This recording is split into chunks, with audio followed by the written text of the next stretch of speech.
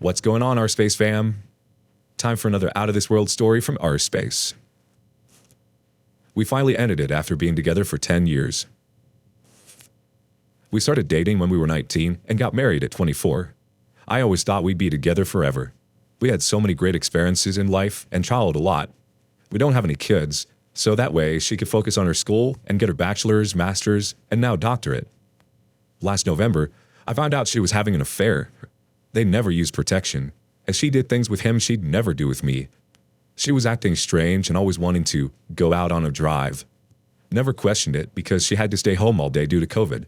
The affair had been going on for 3 months, literally right after we just bought our first house. She was starting to fall in love with him. He was 11 years older, with kids and married. I should note, they're both in the mental health field, him being a psychiatrist. After talking with her in marriage counseling, I decided to learn to forgive and make it work. I still really loved her and wanted to be with her. As time went on, though, she was starting to become more distant with affection, communication, etc. Until the point that about a month ago, she wanted to stop kissing and wearing her wedding ring. I was living in purgatory, stuck. It hurt so much, but I thought that's what she needed to heal. I should mention that she states she was in pain for years before the affair because of how I was to her. Looking back, there are a lot of times I was very disrespectful and heartless. She was working full-time, going to school full-time, and doing internships. Yet, I still expected her to make dinner even though I could have easily done it. I used her as my only support for depression. I told her I wanted to die several times. When COVID started, she had to be in the office, and I would be on the other side of the office getting drunk and playing video games loudly, and other instances. But I still bought her flowers, went on adventures, gave her massages, showed tons of affection. I know I wasn't perfect, but I still thought I showed her love and support. Right before the affair, we were arguing a lot and I recommended therapy. Her being a counselor refused. Now knowing it was because of pride. 2 weeks ago, she said she didn't want to be with me anymore, and said she wasn't in love with me and that too much damage had been done. I was in pain from how she was towards me, that I was devastated but ultimately agreed. After a couple days, she wasn't sure if she made the wrong decision. I was so hurt by lack of affection and her being distant that I told her it didn't matter, I was leaving. Friday, she said she finally told her family we were splitting up, saying it made it official. I realized that I screwed up. I was trying to be strong, doing what people said would be the best thing to do, but I realized how much I love her and want to be with her. But she's already checked out. My best friend for 10 years. I'm in a city that I moved to so she could be with her family. Mine is 2 hours away in the middle of farmland. I'm here all alone. I made the mistake of her being my only support. I only had her and her family, who I was close to. They won't talk to me. I don't have any friends in the area, just co-workers who I've been trying to reach out to. I don't know what to do. I feel so alone. I haven't been alone since high school. These last 3 months have been the most painful thing I've ever experienced. I'm constantly crying, puking. I can't turn off my thoughts. The affair still screws with me. So many triggers of things that remind me of her. I can't escape. Started seeing a therapist, and it's somewhat helping. So I've been looking for apartments to move out of. The house is too painful and I can't afford the mortgage. But the realization that I'll be alone in the apartment freaking scares me. All right, time for some support, community. Let's see what you got. Pray for Me kicks us off. I'm so sorry to hear all that you're going through right now. I know how soul-crushing it can feel to give the relationship your full effort when the other spouse is actively trying to sabotage it. The sense I get from reading your post is that you may be in a tough spot financially, so I would urge you to move quickly and decisively to file against her.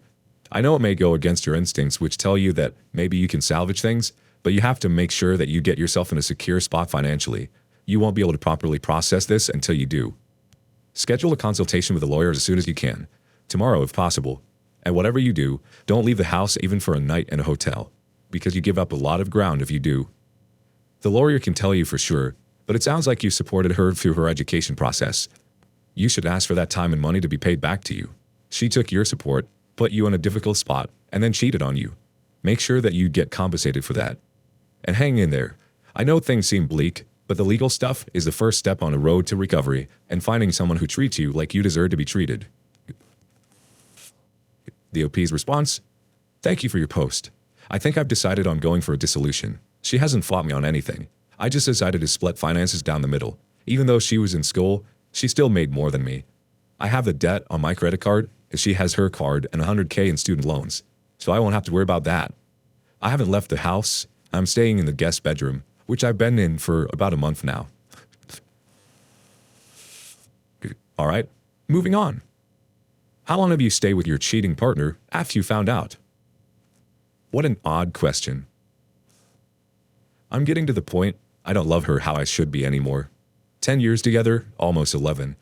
She cheated on me with a bloke from the bar she worked at 2 years into our relationship. They had sex twice. I knew about it. We worked that out as best we could, and eventually it was pretty harmonious. We had one child, then another. They're 7 and 3 now.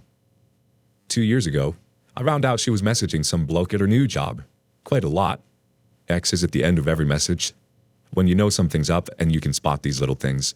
She denies still to this day nothing happened and they were just friends. Back and forth deleting him off social. Months goes by and he's back on a different platform, hiding things, lied to me about messaging him or whatever it was to do with him. This went on for over a year. I'm a wreck at the end of it. Paranoid mess. Depressed and became an insomniac. Eventually, I plucked the courage up and left her. Went out and rented a room and ended it there and then. I lasted one night. I got so drunk and hated myself all night, crying, wondering what I've done to deserve all of the feelings I'm feeling. I came back home and reconciled as best we could. She said she was sorry and same old garbage. I'll never do it again. I'm sorry. You mean everything to me. I tried. I really tried to make things different. I found out a month later she was already sexting a new bloke the night I left. She said it's because I left her and she was lonely. Normal service resumes. Delete the blokes off social media. Pinky promise, I won't do it again. This was a year ago, to this day nearly. Nothing since, and she has been very nice and trying, etc. All I can say is, I feel like a vessel, not a person. The only joy I have is my children. I don't love her the way I should. I love her in the sense that I would do anything for her to keep her safe, and I wouldn't see her hurt. You know what I mean? She's the mother to my kids, after all. I know I need to leave her, but I'm such a coward to do so. Didn't have the greatest upbringing. My nearest family is miles and miles away. We live together along with our children and her mother and father. I feel trapped almost. Anything bad happens between us, I'm singled out. I know what I need to do and I've planned it, but I can't seem to just do it. I think I would hurt her leaving. I know it would hurt my kids.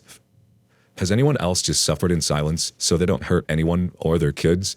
Am I being selfish and not putting my kids first? Community probably has a field day with this one.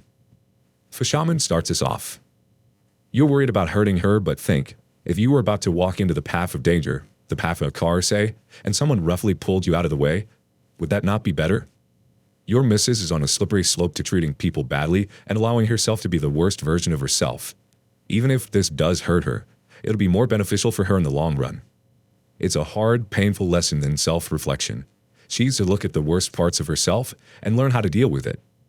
But a few of us do that willingly, and if she's not careful, she's going to hurt herself, her kids, and others in the future. I know, because both my parents have acted like that. Both have used it as a weapon, and I was stuck with a fidelity fixation long before I got cheated on.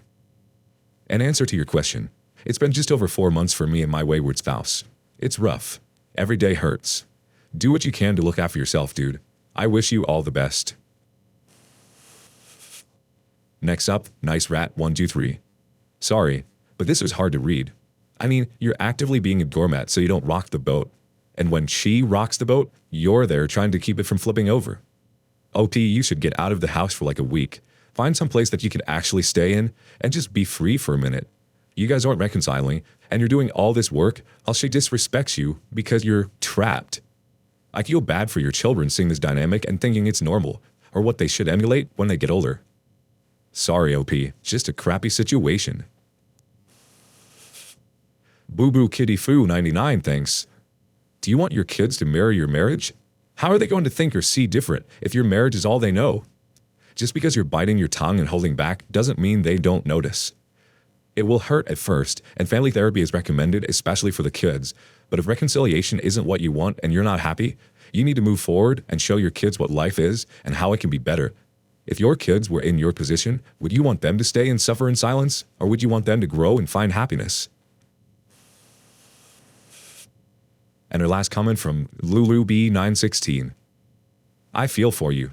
Some days I feel like I'm trapped in this marriage because I want my children and family to be happy, at the expense of my sanity. I love my wife, but I know I could love her so much more. I catch myself refraining from kissing her, touching her, saying nice things to her because she doesn't deserve it. It feels so unfair for me that my wife cheated on me and we should just move on like nothing happened and it was just a mistake. I've always been a person of high sense of justice, and it kills me inside that my wayward spouse did me so wrong without a repercussion. Yes, she feels guilt, is ashamed of her actions and hate the fact that I am miserable, but she doesn't feel the trauma I feel. She didn't go through the depression like I did. She could still eat and sleep during this dark moment in my life. I truly believe the only way serial cheaters really change is to lose what they have in order to rediscover who they are. They need to lose their sense of entitlement. Best way to put up with our current situation is to pat ourselves in the back every day that we are the better person. Every time I have a bad day full of triggers, I look at my 2 daughters and they remind me how much I mean to them. We might feel like doormats, but at the end, it would all be worth it. At times, I debated if I made the right decision to work on my marriage instead of just blowing everything up and getting a divorce. But then, I look back, and then I realized I would go through this pain again just to not see my children and wayward spouse suffer.